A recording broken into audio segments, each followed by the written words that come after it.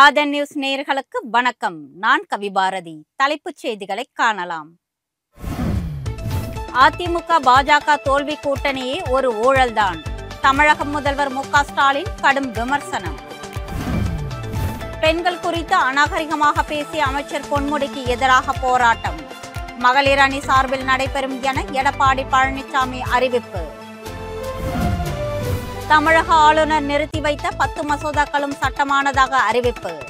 அரசிதழும் வெளியிட்டு தமிழக அரசு அதிரடி. முதல் முறையாக ஆபரண தங்கம் சவரன் 70,000 ரூபாயை தாண்டியது.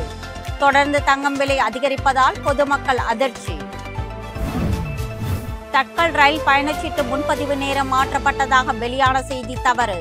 மறுப்பு தெரிவித்து ரயில்வே நிர்வாகம் அறிவிப்பு. இனி தொடர்வது விரிவான செய்திகள். அதிமுக பாஜக தோல்வி கூட்டணியே ஒரு ஊழல்தான் என திமுக தலைவரும் தமிழக முதல்வருமான மு.க. ஸ்டாலின் தெரிவித்துள்ளார். இது தொடர்பாக அவர் வெளியிட்டுள்ள அறிக்கையில், அதிமுக பாஜக கூட்டணி என்பது தோல்வி கூட்டணி. தொடர் தோல்வியை அந்த அணிக்கு கொடுத்தவர்கள் தமிழக மக்கள் எனவும், இந்த தோல்வி கூட்டணியை மீண்டும் உருவாக்கி இருக்கிறார் உள்துறை அமைச்சர் அமித்ஷா எனவும் அவர் குறிப்பிட்டுள்ளார். 2 ரெய்டுகளுக்கே பயந்து அதிமுகவை அடமானம் வைத்தவர்கள் தமிழகத்தை அடமானம் வைக்க துடிக்கிறார்கள் எனவும் மு.க. ஸ்டாலின் குற்றம் சாட்டியுள்ளார். பதவி மோகத்தால் தமிழகத்தின் சுயமரியாதையை அடமானம் வைத்து தமிழகத்தை பாழாக்கியவர் பழனிசாமி என்பதை யாரும் மறக்க மாட்டார்கள் என்றும் அவர் தெரிவித்துள்ளார். சுயமரியாதை இல்லாமல் டெல்லியிடம் மண்டியிட்டு தமிழகத்தை அடகு வைக்கும் துரோக கூட்டத்திற்கு தமிழக மக்கள் தக்க விடை அளிப்பார்கள் என்றும் ஸ்டாலின் அந்த அறிக்கையில் குறிப்பிட்டுள்ளார். பெண்களை இழிவுபடுத்தும் வகையில் மோசமாக பேசிய அமைச்சர் பொன்முடியை கண்டித்து அதிமுக சார்பில் போராட்டம் நடத்தப்படும் என அக்கட்சியின் பொதுச் செயலாளர் எடப்பாடி பழனிசாமி தெரிவித்துள்ளார்.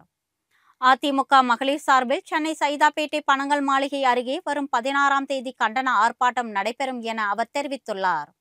இது தொடர்பாக அவர் வெளியிட்டுள்ள அறிக்கையில், பொன்முடியின் பேச்சு குரூர வக்ரத்தின் உச்சம் என விமர்சித்துள்ளார்.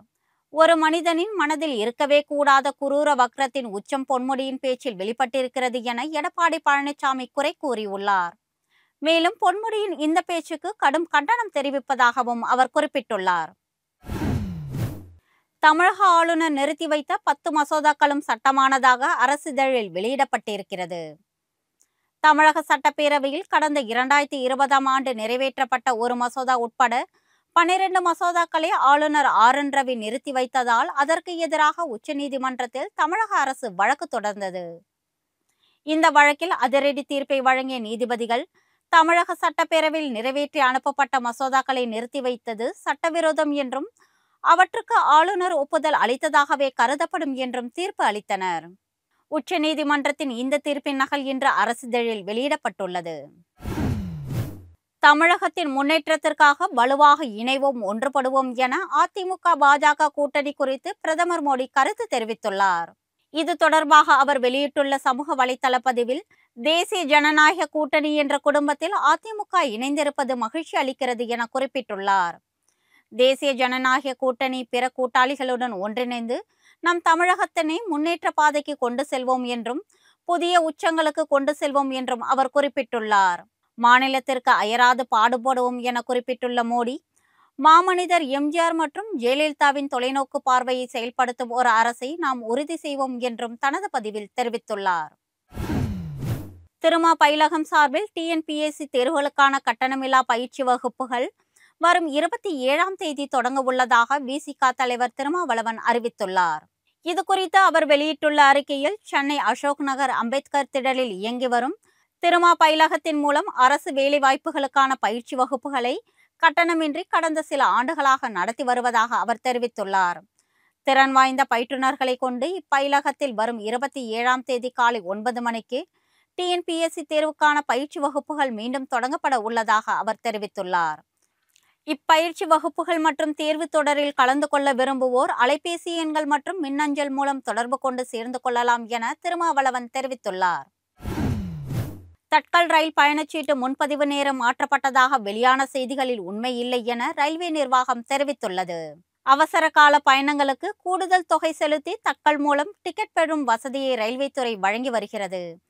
பயணம் செய்யும் தினத்திற்கு 24 மணி நேரத்திற்கு முன்னதாக ஏசி வகுப்புகள் காலை 10 மணிக்கும், ஏசி அல்லாத பயணத்திற்கு காலை 11 மணிக்கும் நாள்தோறும் தக்கல் முன்பதிவு தொடங்கும்.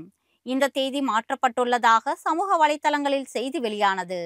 ஆனால் இதில் உண்மை இல்லை என்றும், தக்கல் முன்பதிவு நேரம் எப்பொழுதும் போல் அதே நேரத்தில் நடைபெறும் என்றும் ரயில்வே நிர்வாகம் தெரிவித்துள்ளது. சென்னை புதுச்சேரி மற்றும் திருப்பதி புதுச்சேரி இடையிலான மெமு ரயில்கள் இனி வார இறுதி நாட்களில் வழக்கம் போல் இயக்கப்படும் என்று அறிவிக்கப்பட்டுள்ளது. எழும்பூரில் இருந்து நாள்தோறும் காலை புதுச்சேரிக்கு புறப்படும் மெமு ரயிலும், அங்கிருந்து பிற்பகலில் சென்னைக்கு வரும் ரயிலும் சனிக்கிழமைகளில் இயக்கப்பட மாட்டாது என அறிவிக்கப்பட்டு இருந்தது. இதேபோல் புதுச்சேரி திருப்பதி இடையேயான நாள்தோறும் இயக்கப்படும் மெமு ரயிலும் நிர்வாக காரணங்களுக்காக ஞாயிற்றுக்கிழமைகளில் இயக்கப்பட மாட்டாது என அறிவிக்கப்பட்டு இருந்தது. இந்நிலையில் இந்த 2 மெமு ரயில்களும் வழக்கம் போல் இனி வார இறுதி நாட்களிலும் இயக்கப்படும் என தெற்கு ரயில்வே அறிவித்துள்ளது. புகழ்பெற்ற வேளாங்கண்ணி பேராலயத்தில் நடைபெற்ற 6வது வார சிலுவை பாதை ஊர்வலத்தில் ஆயிரக்கணக்கானோர் பங்கேற்றனர். தவக்காலம் தொடங்கியதை ஒட்டி வெள்ளிக்கிழமைகள் தோறும் இந்த நிகழ்ச்சி தொடர்ந்து நடைபெற்று வருகிறது.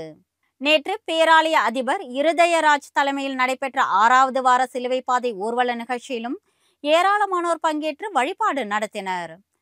பேராலயத்தின் மேல் கோவிலிலிருந்து பழைய மாதா கோவில் வரை இந்த ஊர்வலம் நடைபெற்றது. அமெரிக்க பொருட்கள் மீதான இறக்குமதி வரியை 125% சீனா உயர்த்தியிருப்பதால் இவ்விரு நாடுகளுக்கும் இடையேயான வர்த்தக போர் மேலும் தீவிரமடைந்துள்ளது. உலக பெரும் பொருளாதார நாடுகளுக்கு இடையே பரஸ்பர வரி விதிப்பில் கடுமையான போட்டி ஏற்பட்டுள்ளது.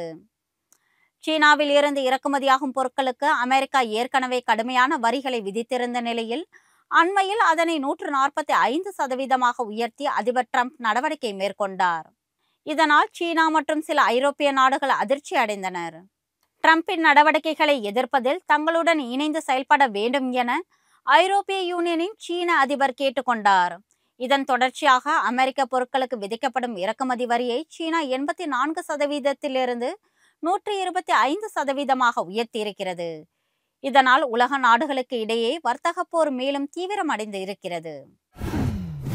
ஆபரண தங்கத்தின் விலை முதல் முறையாக சவரன் 70,000 ரூபாயை தாண்டி இருக்கிறது. இதற்கு முன் எப்பொழுதும் இல்லாத வகையில் முதல் முறையாக தங்கம் இன்று புதிய உச்சத்தை தொட்டிருக்கிறது. கடந்த வாரம் தொடர்ந்து விலை அதிகரித்து வந்த தங்கம் 3 நாட்களுக்கு தொடர்ச்சியான சரிவை சந்தித்தது. அதன் பிறகு மீண்டும் வழக்கம் போல் விலை அதிகரித்து வருகிறது. 22 கேரட் ஆபரண தங்கத்தின் விலை இன்று கிராமுக்கு 25 ரூபாய் உயர்ந்து 1 கிராம் 8,770 ரூபாய்க்கு விற்பனை ஆகிறது. சவரனுக்கு 200 ரூபாய் அதிகரித்து 70,160 ரூபாயாக விலை உயர்ந்தது. ஒரு சவரன் தங்கம் 70,000 ரூபாயை தாண்டி முதல் முறையாக புதிய உச்சம் தொட்டிருக்கிறது. இதனால் திருமணம் மற்றும் விழா காலத்தை ஒட்டி நகை வாங்குவோர் அதிர்ச்சி அடைந்துள்ளனர்.